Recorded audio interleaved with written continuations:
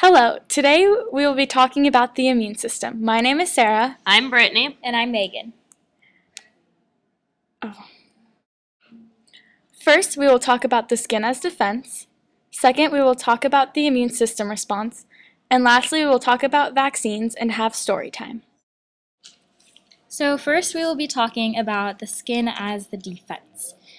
So the skin is the body's most important non-specific defense, and the skin can be found all over the external body, and the skin's main function is to keep pathogens out of the body. As soon as the skin is broken, pathogens can enter the body, but due to the fact that the skin has quite a few dead skin cells and a lot of layers of these dead skin cells, it makes it very difficult for the pathogens to penetrate the skin. So now we have our mucus, saliva, and tears.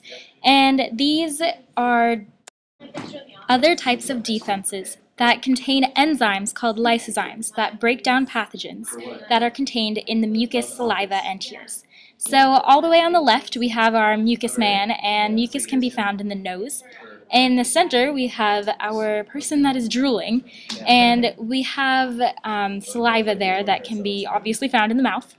And then all the way on the right we have somebody who is crying, and there are enzymes, also called lysozymes, that are contained in tears that can break down pathogens. So now we have the inflammatory response, and the inflammatory response is the second line of defense. And this occurs when a pathogen has broken through the skin and has entered the body and has passed through the mucus, tears, and saliva. And what happens in our second line of defense is that phagocytes, also known as white blood cells, engulf the pathogen and cause swelling and sometimes fever because pathogens die at high temperatures. And in this photo we have a picture of someone whose tonsils are quite swollen due to the inflammatory response. So once a pathogen gets past the first line of defense as the skin, the immune response is the next step. When an antigen enters the body, the immune system reacts with a series of specific defenses that attack the particular disease. So the skin can prevent anything, but when it's immune response, it gets more specific to the exact pathogen that enters. When a macrophage presents a piece of the antigen to a B cell, B cells will recognize the antigen and begin to multiply, creating memory B cells. Plasma cells release antibodies that bind to the antigens, and there are specific antibodies for every pathogen, so this is more of a specific response. Plasma cells are then carried in the bloodstream to fight the infection wherever it may lie in the body. These antibodies then bind to the pathogens, disrupting their ability to reproduce and proliferate. Basically what these antibodies do is it disrupts their ability to perform metabolism, which is a very important life process for any living creature, and it ensures that they are not able to reproduce or have the energy to do any other life processes.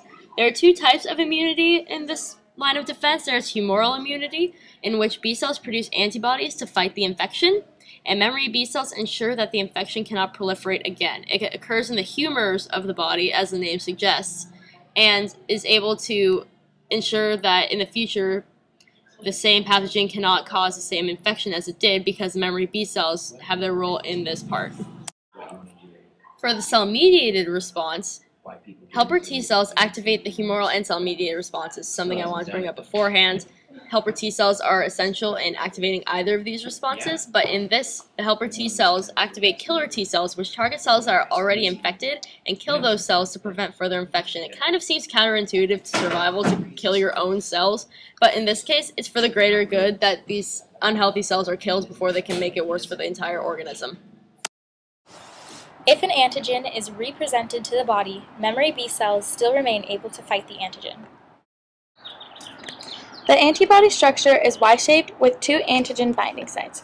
As seen in the picture, on the left there's an antigen binding region, and on the right there's a variable region, and in the middle there's a constant region.